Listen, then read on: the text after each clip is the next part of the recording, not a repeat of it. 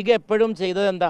League ചെയ്തത് ഒരു മതേതര രാഷ്ട്രീയത്തിലൂടെ ന്യൂനപക്ഷാവകാശങ്ങൾ സംരക്ഷിച്ച്, ഞാൻ ചിലപ്പോൾ പറയാറുണ്ട്, ഒരു നാണയത്തിൻ്റെ രണ്ട് വശമാണ് രാഷ്ട്രധർമ്മവും പൗരധർമ്മവും എന്ന് വിശ്വസിച്ച് ന്യൂനപക്ഷ സുരക്ഷയും. രാഷ്ട്രധർമ്മത്തിൻ്റെ ഭാഗം തന്നെയാണ് ന്യൂനപക്ഷ സുരക്ഷ. ലീഗ് എപ്പോഴും പറയുന്നതാണ്. പിന്നോക്ക വിഭാഗങ്ങളെല്ലാവരും അത് ഇവിടെ നടക്കേണ്ടത് മതേതരത്വത്തിലൂടെയും സമുദായങ്ങളുടെയൊക്കെ ഒരു സമവാക്യമുണ്ട് ഇവിടെ. നമ്മുടെ രാജ്യം കണ്ടോ, ആ ഉത്തരേന്ത്യക്കുള്ള തെരഞ്ഞെടുപ്പ് ഫലം നമുക്ക് നൽകുന്ന ഊർജ്ജത്രയാണ്. നമ്മുടെ ഇന്ത്യ മതേതരമാണ്, ഇന്ത്യയുടെ ഹൃദയം മതേതരമാണ് എന്ന് വിളിച്ചു പറയാണ് ഉത്തരേന്ത്യയിലെ സാധാരണക്കാരായ ജനങ്ങൾ വരെ. അതാണ് 75 കൊല്ലത്തെ ലീഗിൻ്റെ രാഷ്ട്രീയം. അത് ഉൾക്കൊണ്ടുകൊണ്ട് നടത്തപ്പെട്ട ഏറ്റവും ശക്തമായ വിജയകരമായ ഒരു പരീക്ഷണമാണ് ലീഗിൻ്റെ രാഷ്ട്രീയം. അതിനൊക്കെ ഇങ്ങനെ ഈ ചെറിയ എന്താ പറയുക, ഇന്നലത്തെ മഴയ്ക്ക് ഇന്ന് മുളച്ച് വന്ന തുവര പോലുള്ള ചില സംഗതികൾ വന്നിട്ട് വലിയ വടവൃക്ഷത്തിൻ്റെ തേക്ക് മരത്തെയൊക്കെ ഇങ്ങോട്ട് വെല്ലുവിളിക്കാൻ വന്നാൽ ആ കിടക്കണമെന്ന് പറയും. അപ്പോൾ ലീഗിനൊന്നും ചെയ്യാൻ കഴിയില്ല. അപ്പോൾ ലീഗിൻ്റെ പ്രസക്തി വർദ്ധിക്കുകയുള്ളൂ. അത് ഈ തെരഞ്ഞെടുപ്പിൽ എല്ലാ തെരഞ്ഞെടുപ്പും തെളിയിച്ചിട്ടുണ്ട്. കാരണം ലീഗ് ഇവിടെ ഇപ്പോൾ ഇന്ത്യ അലയൻസിൻ്റെ ഒരു ശക്തമായ ഘടകമാണ്. നമ്മൾ എപ്പോഴും കോൺഗ്രസിൻ്റെ കൂടെയുള്ള നമ്മുടെ നിപ്പിന് തന്നെ വലിയ അർത്ഥ തലങ്ങളുണ്ട്. കോൺഗ്രസിൻ്റെ ഒരു ധർമ്മം തന്നെ ശരിക്കും മനസ്സിലാക്കിക്കൊണ്ടാണ് ലീഗ് നിൽക്കുന്നത്. ലീഗിൻ്റെ നിലപാടാണത്. കടപ്പുറത്ത് സെയ്ദ് സാദിഖ് അലി ശിഹാബ് തങ്ങൾ കോൺഗ്രസ് സംഘടിപ്പിച്ച റാലിയിൽ പ്രസംഗിച്ചപ്പോൾ ഞാനുണ്ട് ആ വേദിയിൽ.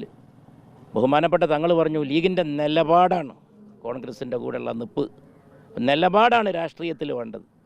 ആ നിലപാടിനെ ക്ഷീണിപ്പിക്കാൻ നോക്കുന്നത് വളരെ പ്രതിലോമപരമാണ്. അതൊരു പിന്തിരിപ്പൻ ഏർപ്പാടാണ്. അവരൊന്നും നേടില്ല. നേടിയ ചരിത്രം ഉണ്ടായിട്ടില്ല, ചരിത്രം കേട്ടിട്ടില്ല, ഇനിയോട്ട് ഉണ്ടാവുകയുമില്ല. അതിലേക്ക് വളർന്നുകൊണ്ടേയിരിക്കും.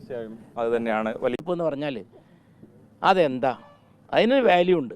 ഓരോന്നിനൊരു വാല്യൂ ഉണ്ട്. 5 കൊല്ലത്തിലൊരിക്കൽ വരുന്ന രാജ്യത്തിൻ്റെ ചുട്ടുപൊള്ളുന്ന പ്രശ്നങ്ങൾ ചർച്ച ചെയ്യാനും അത് പരിഹരിക്കാനുള്ള ഒരു നമ്മുടെ ജനങ്ങൾക്ക് കിട്ടുന്ന പൗരാവകാശത്തിൻ്റെ ഭാഗമായിട്ടുള്ള മൗലികാവകാശത്തിൻ്റെ ഭാഗമായിട്ടുള്ളതാണ് സമ്മതിദാനാവകാശം.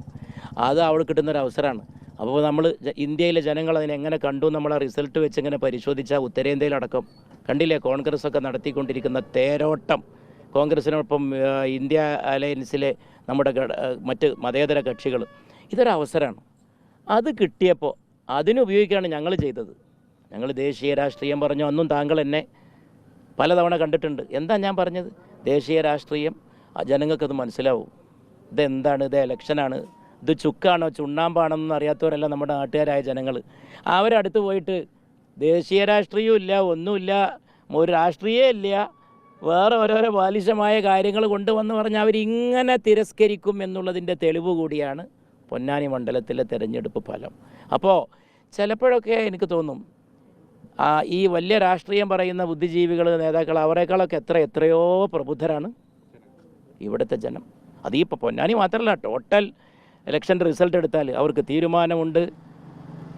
അവർക്ക് എല്ലാ കാര്യത്തെപ്പറ്റിയും ഇപ്പോൾ നിങ്ങളിങ്ങനെ തെരഞ്ഞെടുപ്പ് അനാലിസിസ് നടത്തുമ്പോൾ നിങ്ങൾ അവിടെ ചാനലിലൊക്കെ പറയുന്നത് ഇതേ വാക്ക് പറയുന്നത് ഞാൻ കേട്ടിട്ടുണ്ട്. അരുൺകുമാറൊക്കെ അതായത് ജനങ്ങളുടെ അവർക്ക് തീരുമാനമുണ്ട്, എല്ലാ കാര്യത്തിലും തീരുമാനമുണ്ട്. അതുകൊണ്ട് അവരുടെ രാഷ്ട്രീയ ബോധത്തെ, അവരുടെ രാഷ്ട്രീയ പ്രബുദ്ധതയെ പരിഹസിച്ചാൽ അവർ കുറച്ചുകൂടി ശക്തിയായിട്ട് തിരിച്ചടിക്കും.